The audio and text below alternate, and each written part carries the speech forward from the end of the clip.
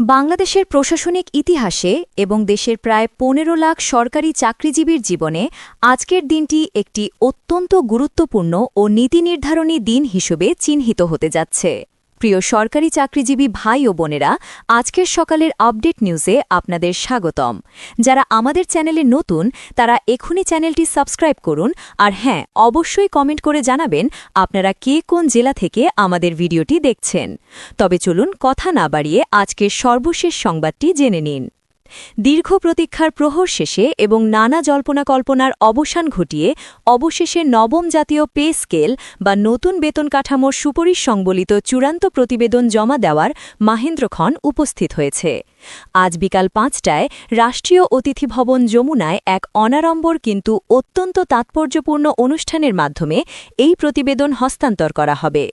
সরকারি চাকরিজীবীদের জন্য নতুন বেতন ও ভাতার সুপারিশ সংবলিত এই প্রতিবেদনটি পে কমিশনের চেয়ারম্যান সাবেক অর্থসচিব জাকির আহমেদ খান কমিশনের অন্যান্য সদস্যদের সঙ্গে নিয়ে অন্তর্বর্তীকালীন সরকারের প্রধান উপদেষ্টার হাতে তুলে দেবেন। এ সময় অর্থ উপদেষ্টা ড সালেহুদ্দিন আহমেদও সেখানে উপস্থিত থাকবেন বলে নিশ্চিত করা হয়েছে। গতকাল মঙ্গলবার বাংলাদেশ সচিবালয়ে অর্থ উপদেষ্টা ড সালেহুদ্দিন আহমেদ সাংবাদিকদের সাথে আলাপকালে এই প্রতিবেদন জমা দেওয়ার বিষয়টি নিশ্চিত করেন। তবে প্রতিবেদনটি আনুষ্ঠানিকভাবে জমা দেওয়ার আগে এর স্পর্শকাতরতা এবং গোপনীয়তা রক্ষার স্বার্থে তিনি বিস্তারিত কোনো সংখ্যার বা তথ্যের বিষয়ে মন্তব্য করতে রাজি হননি। তবে তিনি অত্যন্ত আশাবাদ ব্যক্ত করে বলেছেন যে এই পে স্কেলের প্রতিবেদন বুধবার অর্থাৎ আজ প্রধান উপদেষ্টার কাছে জমা দেওয়া হবে। তিনি একটি গুরুত্বপূর্ণ মন্তব্য করেছেন যে এই পে স্কেল বর্তমান সরকারের সময়েই পুরোপুরি বাস্তবায়ন হবে কিনা তা এখনও স্পষ্ট নয়, কারণ এর সাথে বিশাল অঙ্কের অর্থের সংশ্লেষ রয়েছে। তবে তিনি জোর দিয়ে বলেছেন যে এই প্রস্তাব তৈরি করা এবং একটি সম্মানজনক কাঠামোর সুপারিশ করা অন্তর্বর্তী সরকারের জন্য একটি অনেক বড় অর্জন। অর্থ উপদেষ্টা আশা প্রকাশ করেন যে অন্তর্বর্তী সরকারের তৈরি করা এই পে স্কেলের প্রস্তাবে সরকারি চাকরিজীবীরা সন্তুষ্ট হবেন এবং তাদের দীর্ঘদিনের ক্ষোভ প্রশমিত হবে।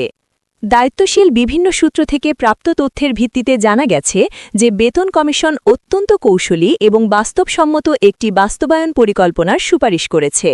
কমিশন ২০২৬ সালের ১ জানুয়ারি থেকে অর্থাৎ চলতি মাস থেকেই নতুন বেতন কাঠামো আংশিক বাস্তবায়ন করার পরিকল্পনা বা প্রস্তাব দিয়েছে।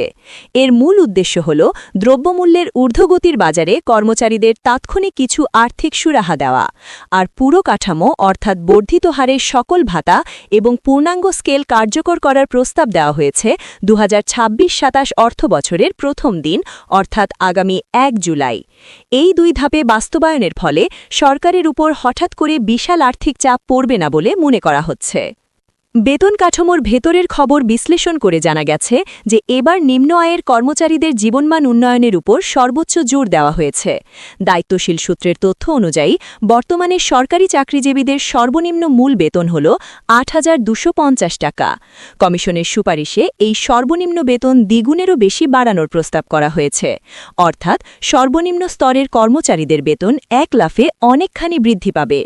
অন্যদিকে প্রশাসনের সর্বোচ্চ স্তরের কর্মকর্তাদের বেতনের ক্ষেত্রেও বড় পরিবর্তনের প্রস্তাব রয়েছে।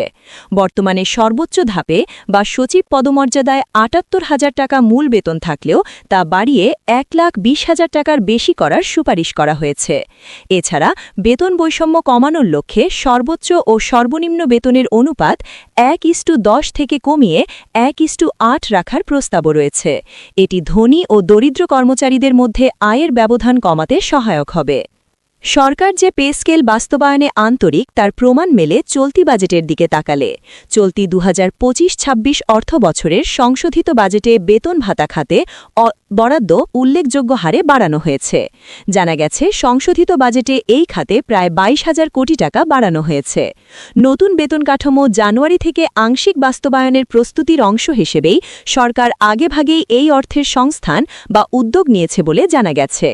এই ২২,০০০ কোটি টাকা দিয়ে চলতি বছরের বাকি ৬ মাসের বর্ধিত ব্যয়ের অনেকটাই মেটানো সম্ভব হবে। তবে বেতন কমিশনের হিসাব ও প্রাক্কলন অনুযায়ী নতুন বেতন কাঠামো যদি আগামী অর্থবছর থেকে পুরোপুরি বাস্তবায়ন করতে হয় তবে সরকারের অতিরিক্ত আরও ৭০ থেকে ৮০,০০০ কোটি টাকার প্রয়োজন হবে। এটি একটি বিশাল অঙ্কের বাজেট। প্রস্তাবিত কাঠামোতে নিচের দিকের অর্থকর্তা ও কর্মচারীদের বেতন ও ভাতা তুলনামূলকভাবে বেশি বাড়ানোর সুপারিশ রয়েছে, যাতে তারা মূল্যস্ফীতির চাপ সামলাতে পারেন। ভাতা বৃদ্ধির ক্ষেত্রেও এবার বড় ধরনের চমক থাকছে। বেতন কমিশনের একটি নির্ভরযোগ্য সূত্র জানিয়েছে যে সরকারি কর্মকর্তা ও কর্মচারীরা বর্তমানে মূল বেতনের ২০% হারে বাংলা নববর্ষ বা বৈশাখী ভাতা পেয়ে থাকেন। বর্তমান প্রেক্ষাপটে এই ২০% অত্যন্ত নগণ্য, তাই এটিকে বাড়িয়ে বৈশাখী ভাতা মূল বেতনের ৫০% করার সুপারিশ করা হবে। অর্থাৎ মূল বেতনের অর্ধেক টাকা বৈশাখী ভাতা হিসেবে পাওয়া যাবে, যা কর্মচারীদের জন্য একটি বড় আনন্দের সংবাদ। তবে ঈদ বোনাস বা উৎসব ভাতার ক্ষেত্রে কোনো পরিবর্তনের প্রস্তাব নেই, সেটি আগের মতোই মূল বেতনের সমপরিমাণ থাকবে। উল্লেখ্য যে সরকারি কর্মকর্তা ও কর্মচারীদের জীবনযাত্রার ব্যয় বৃদ্ধি এবং মুদ্রাস্ফীতির কথা বিবেচনা করে নতুন বেতন কাঠামো নির্ধারণের লক্ষ্যে গত বছরের ২৭ জুলাই ২১ সদস্য বিশিষ্ট এই উচ্চ পর্যায়ের বেতন কমিশন গঠন করা হয়েছিল। কমিশনের চেয়ারম্যান হিসেবে দায়িত্ব পালন করছেন সাবেক অর্থসচিব ও পল্লী কর্মসহায়ক ফাউন্ডেশনের বা PKSF-এর চেয়ারম্যান জনাব জাকির আহমেদ খান। কমিশনকে ৬ মাসের মধ্যে প্রতিবেদন দেওয়ার সময়সীমা বেঁধে দেওয়া হয়েছিল এবং তারা সেই সময়ের মধ্যেই তাদের কাজ সম্পন্ন করতে সক্ষম হয়েছেন। বর্তমানে দেশের প্রায় ১৫ লাখ সরকারি কর্মকর্তা ও কর্মচারী এখনও ২০১৫ সালের অষ্টম বেতন কাঠামো অনুযায়ী বেতন ভাতা পাচ্ছেন, যা বর্তমান বাজার দরের সাথে একেবারেই অসামঞ্জস্য।